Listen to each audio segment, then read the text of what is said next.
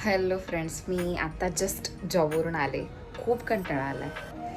बघा किती वाजलेत, 6:15 वाजलेत. मम्मी भाकरी बनवते का तर तिला कीर्तनाला जायचं आहे. मी आले आणि कपडे चेंज केले आणि बसलेच होते. म्हटलं आता खूप दिवस झाले ब्लॉग नाही शूट केला आहे. हां, तर ब्लॉग शूट करावा. चला आता मम्मीला थोडीफार हेल्प करते. मम्मी मला बोलली की मी भाकरी बनवून देते, तू भाकरी भाज. तर मी म्हटलं ठीक आहे. मम्मीसोबत गप्पा मारता मारता मी सुद्धा भाकरी भाजत होते.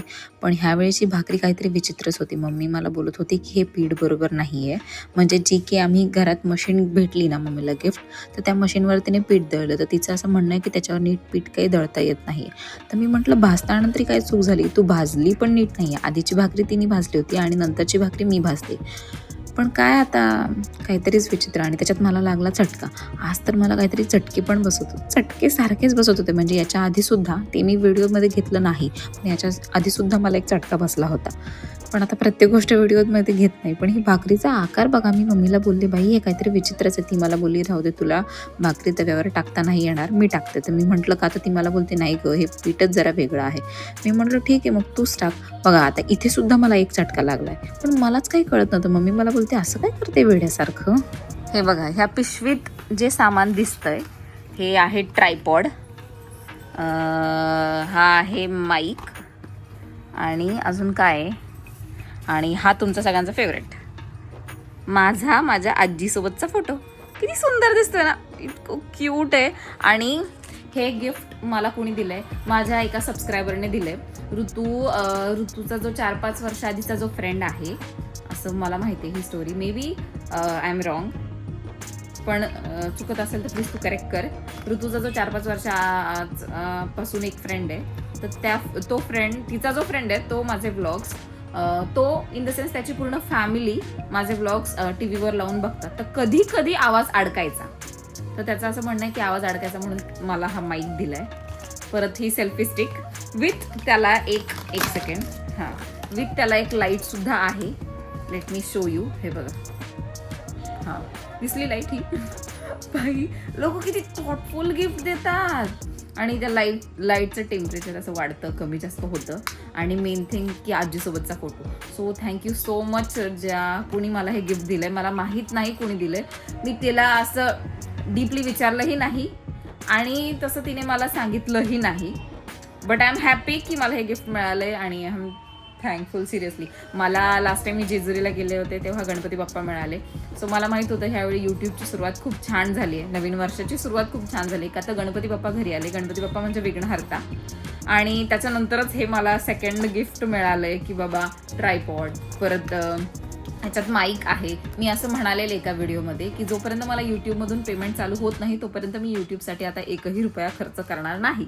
सो पण मला ही गोष्ट लागत होती. असं सुद्धा मी म्हणाले होते माझ्या व्लॉगमध्ये का, त्यांनी मला दिली. सो थँक्यू सो मच, तुम्ही जे कोणी आहात. I am really thankful, grateful आणि म्हणजे सगळंच. So thank you. मी झुडिओला गेले होते तेव्हा ही लिपस्टिक घेऊन आले. आय डोंट नो की ही कशी आहे. मी तिकडे याचा शेड लावून पाहिला होता, बट मला आता माहीत नाही कशी आहे. होप सो ही चांगली असावी, नाहीतर काय खरं नाही. कारण आहे ना, लिपस्टिकचे लय प्रॉब्लेम आहे बाबा. एकतर माझी एकदम चांगली लिपस्टिक होती, ती कुठे गेली काय मला भेटेनाच. आणि मला एखादी जेव्हा गोष्ट मला पाहिजे असते ना तेव्हा कधीच नाही भेटत. जेव्हा ती त्याच्या बदले जेव्हा मी दुसरी वस्तू घेते ना तेव्हा मला वस्तू भेटते. असं माझं हे. याचा शेड आहे बिअर्ड्रामा NB01. हां, मॅट बिअर्ड्रामा NB01 ह्या लिपस्टिकचा शेड आहे. सॉरी. आणि ही सेलमध्ये 200 रुपीजची आहे. Without sale I don't know ही कितीची आहे. So this is lipstick. आणि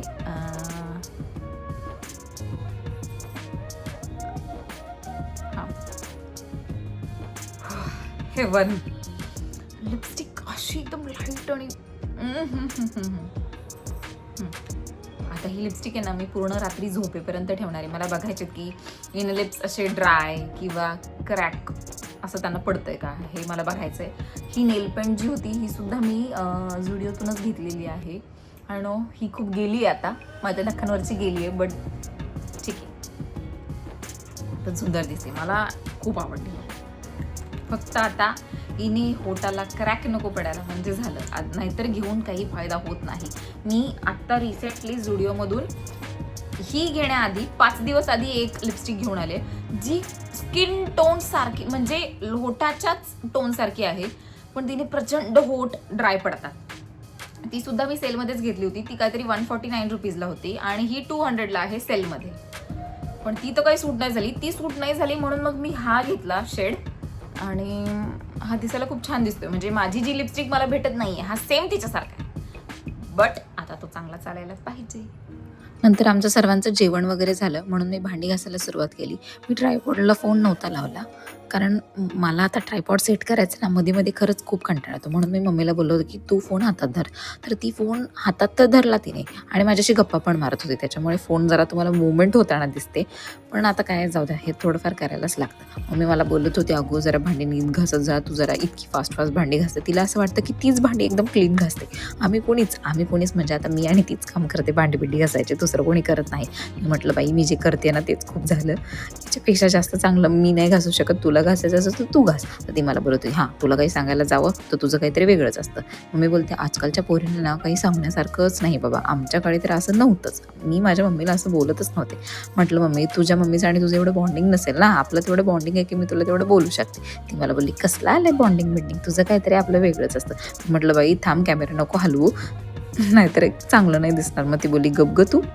आणि किचन क्लीन झाल्यानंतर तर मी व्हिडिओ घेणं इज मॅन्डेटरी, कारण मला असं किचन साफ असलेलं खूप आवडतं. मम्मी पप्पा बघा मस्त मोबाईलमध्ये रील्स वगैरे बघत बसलेत. माझे पप्पा तर अर्ध्यापेक्षा जास्त कपिल शर्माचा शोज बघतात.